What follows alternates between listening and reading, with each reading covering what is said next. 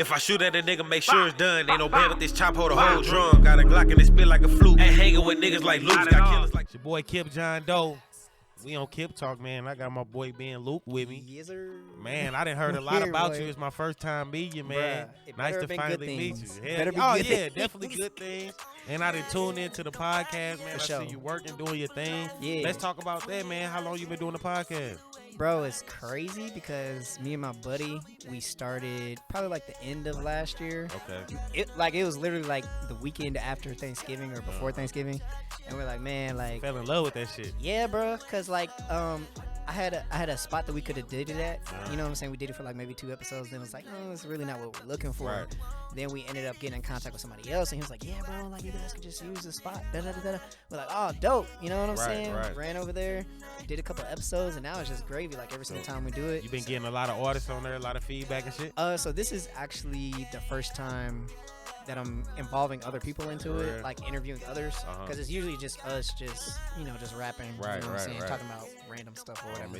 But now it's like the first time I'm incorporating like other people into it. That's so cool. I really just started that at the last show that BigLou had.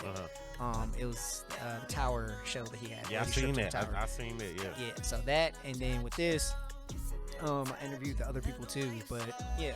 Okay, so podcast, but you're an artist. Yes, sir. Talk to us about that, man. When you get into that?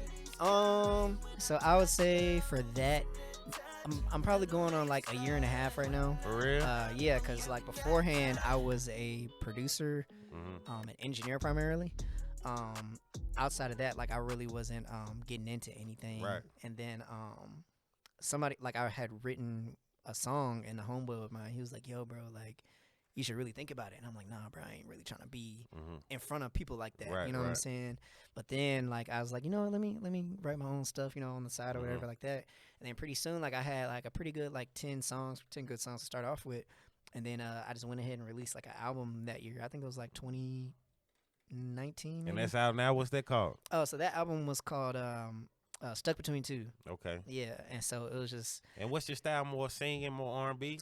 Yeah. So I do mainly R&B right now. I kind of this year I'm kind of shifting in a different direction than I really was last year. But it's a direction of growth though. You know what I'm saying? So like that's what I really. That's what it's all about. Gotta grow. Yeah, man. Cause like you just stay in your little box this entire time. You don't grow. You don't become more creative. You know what I'm saying? Get in contact with other people. So yeah. So you from St. Louis? I'm originally from Mississippi, but I grew up in St. Louis. Okay. Born in Greenville, Mississippi. We came here like when I was like 3 or 4 years old, and then it was Southside ever since. Okay. Okay. So you been working with any artists in the city? Yeah, man. I work with a bunch of people. Like I said, like I was an engineer first. So $2. I did pretty much all of his stuff. Okay. I work with KB the singer. I work with Elisha.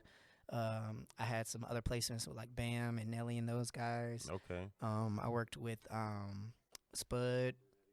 It's a bunch of people that I worked with. Who was your favorite to work with? I'll definitely have to say KB. KB the singer. Shout out to him. He tight, man. I know him. I met him a couple times. He very talented. Yeah, man. I call him John Legend. That's what I call him. Hey, you ain't lying though, bro. You ain't lying, bro. He definitely can sing good. I remember I met him last year. It was like last year May or maybe the year before that. I can't remember, bro. Time flies. But literally we did like 115 songs easy, bro. Damn. Like I still got it all in the hard drive, bro. And whenever he's like, tight. like I'm ready, bro, to release another one. You know what I'm saying? We still rap from time to time and things like that. So great. Much success to him and him and his dad too. Really cool people. That's tight. So tell us how you met BigLou. How did that happen? Yeah. So this is around the time I stopped trying to do everything for myself. Like, because I was like doing the album art, I was doing the mixing and mastering, I was doing everything. You know what I'm saying? That's then I was like, lot. It's a lot, bro. Yeah, I just want to do what I do, be creative, and then just pass it to somebody else. You know what I'm saying? So I think at the time, we were looking for a introduction for the talk show. And, we had a bunch of apps that we was using, throwing stuff around or whatever like that. This is like, man, like, and I just hit him up. I saw him on Facebook. I don't even know how I ended up following him on Facebook. But went ahead, followed him, and I was like, hey, bro, you do graphics and stuff? And he was like, yeah.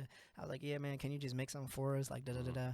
Went back and forth a couple of times, and then he finally had the one that we have now, and that's what I use for all my A&B conversation stuff as far as, like, the clips. Yeah, BigLou made my shit, too. Yeah, man, that's hard. stuff official, man. On me, I'm telling you.